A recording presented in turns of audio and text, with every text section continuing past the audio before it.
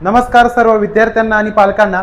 कालच नीटची एक्झाम झालेली आहे आणि नीटच्या एक्झाममध्ये जवळजवळ 22 ते 23 लाख विद्यार्थ्यांनी ही परीक्षा दिलेली आहे आणि ह्या परीक्षेमध्ये जवळजवळ 13 ते 14 लाख विद्यार्थी हे रिपीटर्स होते। म्हणजेच बघा स्पर्धा किती वाढलेली आहे। म्हणजे जर मागच्या वर्षीचे किंवा त्याच्या मागच्या वर्षीचे विद्यार्थी ह्या वर्षी नीटची परीक्षा देत आहे, म्हणजेच ह्या वर्षीचं जे कॉम्पिटिशन आहे ते थोडंसं टफ लेवलचं आहे आणि ह्या वर्षीचंच नाही तर प्रत्येक वर्षीचं जे कॉम्पिटिशन असतं ते थोडंसं टफ लेवलचंच असतं। म्हणून सांगायचा उद्देश एकच आहे का जे शहरी भागातील विद्यार्थी आहे यांचे प्रयत्न 100% असतात, तरी सुद्धा त्या विद्यार्थ्यांनी एक वेळेस नीटची परीक्षा दिल्याच्या नंतर तरी ते एका प्रयत्नात यशस्वी होत नाही, याच्यासाठी ते पुढच्या वर्षी प्रयत्न करतात किंवा परत त्याच्या पुढच्या वर्षी ते प्रयत्न करत असतात।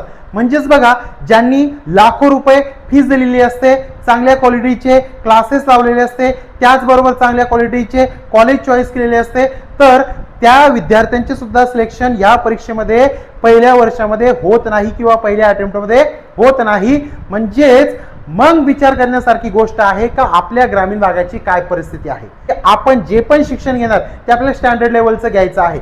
जर शहरी भागातले विद्यार्थी पहिल्या अटेम्प्टमध्ये लागत नाही तर मग विचार करा ग्रामीण भागातील विद्यार्थ्यांना किती प्रयत्न करावे लागेल, किती अभ्यास करावे लागेल, या विचाराने आपल्याला चालायचं आहे।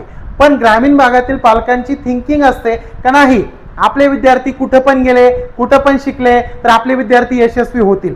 तुम्ही तुमच्या मुलांना टाइमपास म्हणून शिकवत असाल तर तुम्ही कुठे पण पाठवू शकता, पण जर तुम्ही सिरियस होऊन जर तुमच्या विद्यार्थ्यांचं शिक्षण करत असाल तर त्यांना योग्य गायडन्स, त्यांना योग्य शिक्षण, त्यांच्यासाठी योग्य शाळा, योग्य कॉलेज, योग्य क्लासेस निवडणे फार गरजेचे आहे।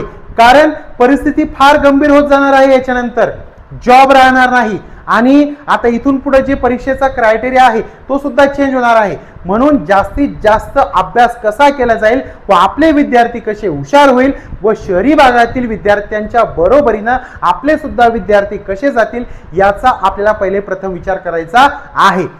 ग्रामीण भागातील पालक सोयी आणि सुविधा बिलकुल बघत नाही, फक्त त्यांना काय असतं का ज्या ठिकाणी कमी पैसे घेत आहे तेच क्लासेस चांगलं असतं। कमी पैसे घेतले तर हरकत नाही, पण त्या पद्धतीच्या क्वालिटी आणि त्या पद्धतीच्या सुविधा पण असायला पाहिजे। नीटची एक्झाम दिली तर नीटची एक्झाम एवढी टफ लेवलची आहे, तर बाकीच्या पण अजून एक्झाम द्यायच्या आहे त्या पण टफ लेवलच्या आहे, तर विद्यार्थ्यांवरती प्रॉपर लक्ष द्या।